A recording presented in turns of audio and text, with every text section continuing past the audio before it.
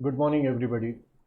आपण 1.3 टॉपिकवरती आहोत, the cop and the anthem. आणि आत्तापर्यंत आपले जे पहिले दोन प्रोजचे आणि एक पोएम झालेली आहे. तर या 1.1, 1.2, 1.3 आणि 2.1 या चार टॉपिकवरती मिळून आपण एक मंथली टेस्ट टाईप घेणार आहोत. तर गुगल क्लासरूमवरती मी तुम्हाला हे टाकणार आहे, असाईन करणार आहे सगळ्यांना ती टेस्ट. प्रत्येकाने आपापल्या वहीमध्ये जरी त्याचे आन्सर्स सॉल्व केले, अलॉंग विथ दॅट तिथं तुमचं नंबर वगैरे लिहून त्या सुरुवातीला नाव नंबर लिहा, त्याच्यानंतर आन्सर्स सॉल्व करा, एक पेपर सोडवल्यासारखं वहीमध्ये. आणि त्याच्यानंतर मग ते तुम्ही मला वापस पाठवायचं आहे. गुगल क्लासरूमवरती फॅसिलिटी आहे, तुम्हाला जे असाईन केलं जाईल टेस्ट त्याला तुम्ही हँड इन करू शकता. तर त्यावरती मग मी तुमचे पेपर्स तपासून तुम्हाला मार्क वगैरे देऊन ते वापस पाठवणार आहे. तर प्रत्येकाने ते लक्षात घ्या. आणि आता what will do, we'll continue with our lecture, that is 1.3 जे चालू आहे आपलं. तर त्यामध्ये आपण आलो होतो पेज नंबर 30 वरती चालू होतं आपलं. ठीक आहे.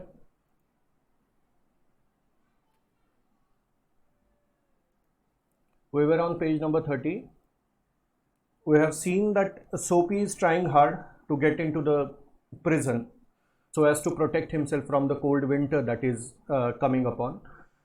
So that's why he's trying very hard, and he tried once or twice or thrice I think, and still he failed to get into jail. वेगवेगळे प्रयत्न त्यांनी केलेले आहेत, पण त्याला काही यश मिळत नाही आहे त्या प्रिझनमध्ये जाण्याचं. कुठलाही पोलीसवाला जो आहे तो त्याला पकडत नाही आहे. काही ना काहीतरी घडतं आहे ज्याच्यामुळं तो वाचतोय त्याच्यापासून. मग आता पुढं पेज नंबर 30 वरती, in a cigar store he saw a well dressed man lighting a cigar at the swinging light.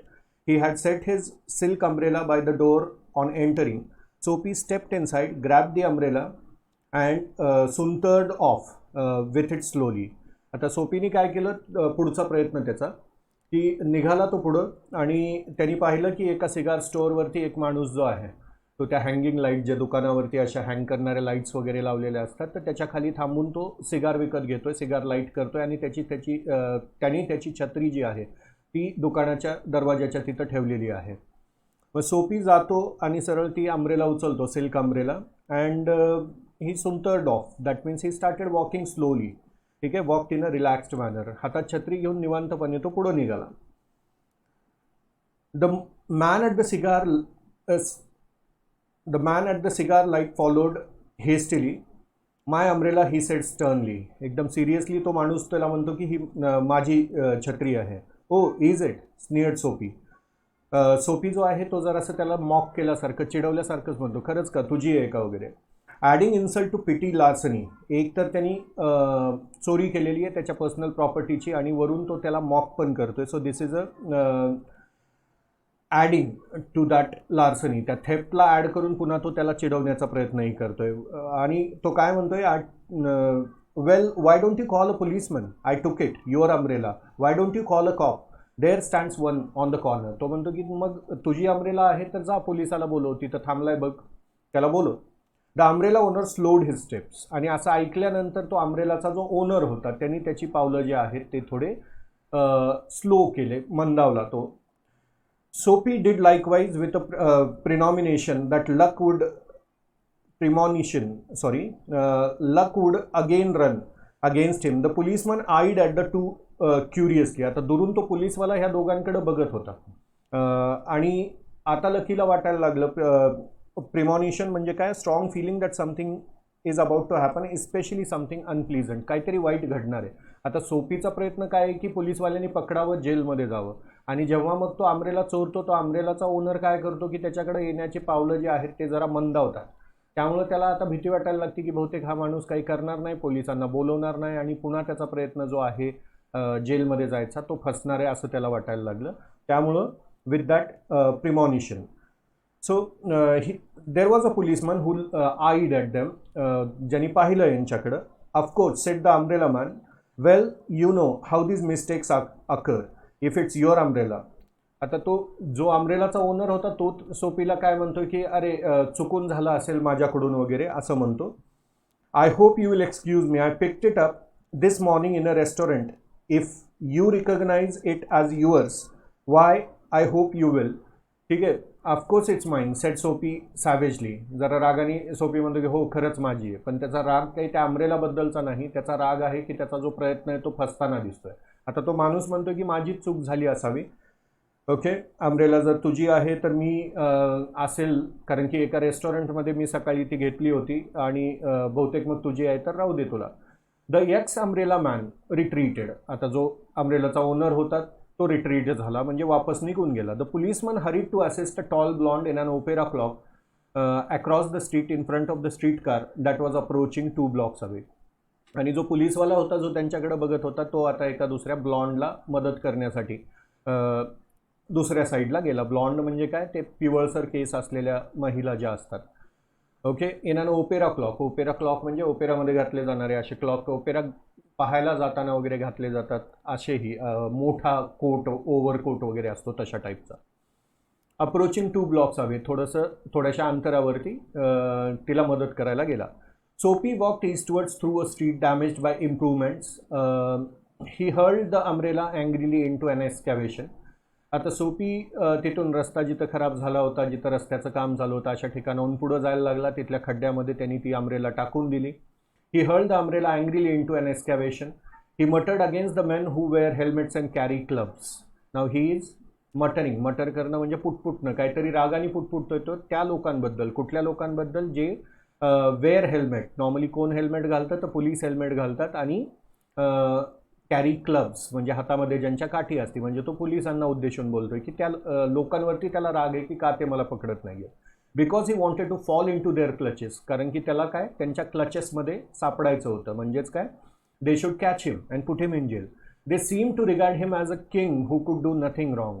आणि असं वाटत होतं की हे प्रत्येक पोलीसवाला त्याला असं ट्रीट करतोय की जसा तो राजा आहे जो कधीच काही चुकीचं करणार नाही. ॲट लेंथ सोपी reached one of the avenues. So we are on page number 31. At length Sophie reached one of the avenues to the east where the glitter and turmoil was but faint. आता असंच एका दुसऱ्या रस्त्याकडे गेला जिथं असं चमक आणि टर्मॉईल म्हणजे लोकांची गर्दी वगैरे हे सगळा गोंधळ जो आहे तो जरासा कमी होता, शांत रस्ता, अशा रस्त्याकडे तो वळला. He dragged himself towards a Madison Square for homing instinct survives even when the home is a park bench. आता इथं सोपी काय म्हणतोय, रादर लेखक काय म्हणतोय सोपीच्या ऐवजी की काहीही असेल, घर तुमचं कसे का असे ना, आता तो मेडिसन स्क्वेअरमध्ये एका पार्कमधल्या बेंचवरती राहत असतो, तर ते त्याचं घरच होतं. तर ते कसं का असे ना, प्रत्येकाला आपलं घर जे आहे ती एक इन्स्टिंक्ट असते. कुठेही गेलो आपण फिरायला तरी आपल्याला वापस आपल्या घरी जावंसं वाटतंच कधी ना कधी. सो शेवटी मग तो मेडिसन स्क्वेअरकडे वळला आणि मग ती जी इन्स्टिंक्ट होती, होम इन्स्टिंक्ट, त्यामुळे तो त्याच्या पार्क बेंचकडे निघाला होता आता. But on an unusually quiet corner, जात असताना एका कॉर्नरला रस्त्याच्या अनयुजली क्वाईट, जरा शांत असं ठिकाण होतं ते. Soapy came to a standstill. तो जरासा थांबला, तिथं तो एकदम स्तब्ध झाला. Here was an old church. तिथं एक जुनं चर्च होतं. क्वेंट म्हणजे attractively unusual or old fashioned असं. And rambling and gabled. Okay, speaking of winding irregularly in various directions. Spreading हे जरासं मोठ्या आकाराचं, जरा कुठल्याही दिशेने वाढलेलं वगैरे. And gabled constructed with gables म्हणजे ट्रायंग्युलर अपर पार्ट, असा ट्रायंग्युलर अपर पार्ट असणं. Wall at end of a rigid roof. तर तशा टाईपचं एक मंदिराचं कळस वगैरे जसं असतं तसं चर्चचं जो स्ट्रेट असं वॉल असती ट्रायंग्युलर, तर तशा टाईपच्या एका चर्चच्या जवळ तो थांबला. Through one violet stained window a soft light glowed. एका खिडकीतून, ज्या खिडकीच्या काचाचा रंग व्हायलेट कलरचा होता, सॉफ्ट अशी लाईट ग्लो करत होती, चमकत होती. Where no doubt the organist loitered over the keys. Organ वाजवणारा, ते जे वाजवण्याचं इन्स्ट्रुमेंट असतं पेटीसारखं जे गळ्यात अडकवतात वगैरे तशा टाईपचं असेल, तर लॉयटर्ड ओव्हर द कीज, त्याच्या ज्या कीज आहेत त्याच्यावरती तो प्ले करत होता, म्हणजे तो माणूस काहीतरी वाजवत होता. Making sure of his mastery of the coming sabbath anthem. आणि पुढं तो सबाथ म्हणून एक सण आहे, okay, a day of religious observance and abstinence abstinence from work kept by Jews and Christians. तर एक सण आहे सबाथ असा. तर त्याच्यासाठी एक अँथम किंवा प्रार्थना तो प्रॅक्टिस करत होता. For there drifted out to Soapy's ears sweet music that caught and held him transfixed against the convolutions of the iron fence. Convolutions म्हणजे काय, कॉइल्स ऑर ट्विस्ट. तिथं जे लोखंडी जाळी लावली होती, फेन्स म्हणजे कंपाऊंड वॉल सारखं, तर त्या जाळीवरती तो टेकून थांबला त्याच्याकडे बघत आणि तो ट्रान्सफिक्स झाला, एकदम तो असा स्तब्ध झाला ते म्युझिक ऐकून मधल्या प्रार्थनेचं, जो तिथं प्रॅक्टिस करत होता माणूस कोणीतरी. The moon was above full and radiant. वरती चंद्र होता, फुल मून, ठीक आहे, पूर्ण चंद्र, आणि रेडियंट चमकणारा. Vehicles and pedestrians were few. काही व्हेकल्स होते, कमी होते, आणि पेडेस्ट्रियन्स काही पायी चालणारी लोक पण होते, पण कमी संख्येमध्ये. Sparrows twitter sleepily in the eaves or a little while. The scenes might have been a country churchyard. ठीक आहे, असा सीन वाटत होतं, एखाद्या खेडेगावातलं चर्चयार्ड वगैरे आहे तशा टाईपचा असा सीन होता totally. And then anthem that the organist played cemented Soapy to the iron fence. तो असा तिथं चिटकून उभा राहिला का, कारण की he was glued to the music that was being played. आणि ते म्युझिक ऐकत he waited there, for he had known it well in the days when his life contained such things as mothers and roses and ambitions and friends and immaculate thoughts and colors. आता ह्या सगळ्या गोष्टींचा विचार करत त्या अँथमनी जे आहे त्याच्या मनावरती आता परिणाम करायला सुरुवात केला, असा टाईप आहे सिच्युएशन. आणि तो आता जुन्या गोष्टींचा विचार करतोय की जेव्हा तो त्याचं आयुष्य एकदम चांगलं पण चांगलं आयुष्य जसं जगतात की where there are people around you, तुमचं फॅमिली आहे, रोजेस, ठीक आहे, ह्या सगळे सिम्बॉलिक गोष्टी आहेत जे की एखादं प्रॉपर चांगलं फॅमिली लाईफ डिस्क्राईब करतात. ॲम्बिशन्स असतात, फ्रेंड्स असतात, आणि त्यानंतर क्लीन आणि टायडी, इमॅक्युलेट म्हणजे थॉट्स अँड कॉलर्स, कॉलर कपड्याचं सुद्धा टायडी, आणि तुमचे विचारसुद्धा टायडी तर चांगले क्लीन विचार. तर आता तो कसा आहे, वगॅबॉन्ड आहे, आवारा आहे, ठीक आहे, क्रिमिनल आहे, आणि आता तो सगळ्या अशा चांगल्या गोष्टींचा विचार करतोय की आपलंही आयुष्य असं असलं असतं वगैरे. आणि हे सगळं कशामुळे घडतंय, तर ते अँथम प्ले होतीये, आणि ते वातावरण जे आहे पूर्णपणे त्याला आता मेडिटेशन केल्यासारखं झालंय, आणि तो मग विचार करतोय, मेडिटेट करतोय की आपलं लाईफ असंही असू शकलं असतं. The conjunction of Sophie's receptive state of mind and the influences about the old church brought a sudden and wonderful change in his soul. आणि मग आता हे कंजंक्शन झालं, ह्या दोन गोष्टींचा मेळ लागला इथं. कुठल्या एक तर त्याचं माइंड जे आहे ह्या वातावरणामुळे कसं झालंय, रिसेप्टिव्ह झालंय, म्हणजे तो ऐकतोय, आणि ऐकल्यामुळं मग नंतर त्या अँथमचा वगैरे परिणाम झालाय, त्या म्युझिकचा त्याच्या सोलवरती परिणाम झालाय, आणि त्याला असं वाटायला लागलं की आपलं आयुष्य आता, त्याचे थॉट्स जे आहेत ते आता पॉझिटिव्ह व्हायला लागले, त्याच्या आत्म्यामध्येच जसा काय बदल घडून येतोय. He viewed with rising horror the pit into which he had tumbled. आता तो विचार करतोय की आपण कसं आयुष्य जगत होतो, एका खड्ड्यात पडल्यासारखं, ठीक आहे, चिखलात पडल्यासारखं आयुष्य आपलं चालू होतं, आणि आपण चांगलंही आयुष्य जगू शकलो असतो. The degraded days, unworthy desires. आत्तापर्यंतचं आयुष्य डिग्रेडेड होतं, अपघटन झालेलं होतं आयुष्याचं पूर्ण, पण आता तो विचार करतोय की चांगलं कसं बनवता येईल. अनवर्दी डिझायर्स, आता जेलमध्ये जाणं किंवा कुठंतरी रेस्टॉरंटमध्ये जाऊन खायचं आणि पैसे नाही द्यायचे, काही मार खाणं लोकांचा, तर ह्या सगळ्या गोष्टी, आणि पार्क बेंचवरती राहणं, काही ॲम्बिशन्स नसणं, हे जे लाईफ आहे हे सगळं अनवर्दी आहे, हे सगळ्या त्याच्या इच्छा. डेड होप्स, ठीक आहे, काही होप्स नाहीत जगण्यामध्ये, काही त्याला आशा नाही.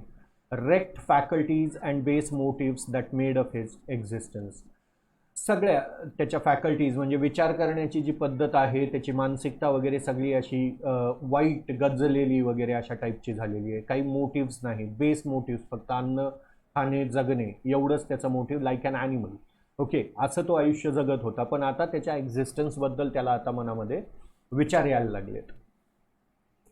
And also in a moment his heart responded thrillingly to this strange mood. आणि त्याचा हार्टसुद्धा, मनाने सुद्धा सपोर्ट केलं जसं त्याला आता ह्या सगळ्या वातावरणाचा त्याच्यावरती परिणाम झाला आहे, त्याच्या मानसिकतेवरती परिणाम झाला आहे आणि तो आता आयुष्य आपलं बदलावं आणि चांगलं आयुष्य जगावं असा तो विचार करतोय. A strong impulse moved him. Impulse म्हणजे मनामध्ये अचानक असं विचार येणं. Impulse moved him to battle with his desperate fact. आत्ताचा जो फॅक्ट आहे, त्याचं जे आयुष्य आहे, जे की अजिबात चांगलं नाही आहे, ठीक आहे, त्याच्याबद्दल तो विचार करतोय. त्याच्याशी बॅटल करायचं आणि चांगलं आयुष्य जगायचं. He would pull himself out of this mire. ह्या सगळ्या घाणीतून, अनप्लिजंट सिच्युएशनमधून आपण स्वतःला आता बाहेर काढायचं and would make a man of himself again. आणि एक चांगला माणूस म्हणून जगायचा असा तो विचार करतो. He would conquer the evil that had enslaved him.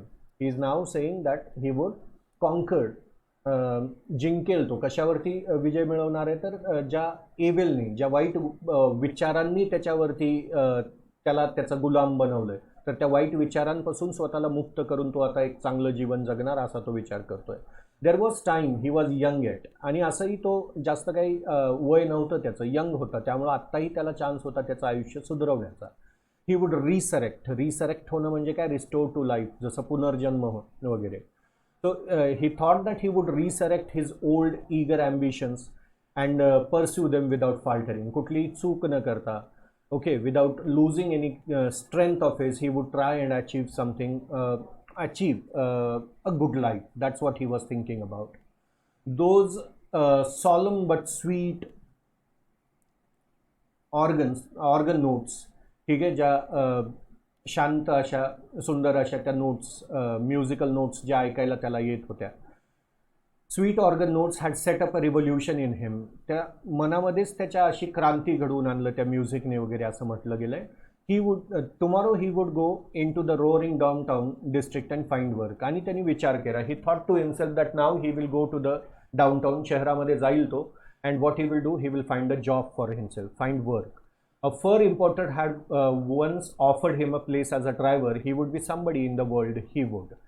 Now he has decided that he would become somebody in his life, and for that he also remembers that some fur importer, fur import करणारा माणूस. Fur म्हणजे ठीक आहे, ॲनिमलची जी skin असती वगैरे, ठीक आहे, तर ते इम्पोर्ट करणारं फर, शिप्सला वगैरे जे असतं वूल, ठीक आहे, तशा टाईपचं इम्पोर्ट करणारा जो माणूस होता, त्यांनी ड्रायव्हरची नोकरी वगैरे त्याला ऑफर केली होती. आता आणि तो विचार करतो की आता जायचं, ती नोकरी घ्यायची. He would become somebody in life. Sophie felt a hand laid on arm. आणि असा विचार करत असतानाच अचानक त्याच्या खांद्यावरती कोणाचा तरी हात पडल्यासारखं त्याला वाटलं. He felt somebody had kept an arm onto his hand onto his arm. He looked quickly around into the impassive face of a policeman, and when he turned around, he saw a policeman standing there, and it was his hand on his shoulder. What are you doing here? asked the officer. Nothing, said Sophie. ऑफिसरने विचारलं त्याला, काय करतोयस इथं? सोफीने म्हटलं, nothing. Then come along, said the policeman. 3 months on the island, said the magistrate in the police court the next morning. आणि दुसऱ्याच दिवशी मॅजिस्ट्रेटने police कोर्टामध्ये सोपीला 3 महिन्याची सजा अनाऊन्स केली. म्हणजे जेव्हा आता सोपीने विचार केला, when he is thinking that he is going to change his life and he would become somebody in his life, what has happened? He is caught there by the policeman standing alone suspiciously, and that's why he takes him to the jail and then he is sent for. So this is how, जसं O हेनरीचं writing आहे, he has got the twisted endings. Endings ज्या आहेत त्या कशा twisted असतात. You people have come across many movies और stories where the ends are twisted.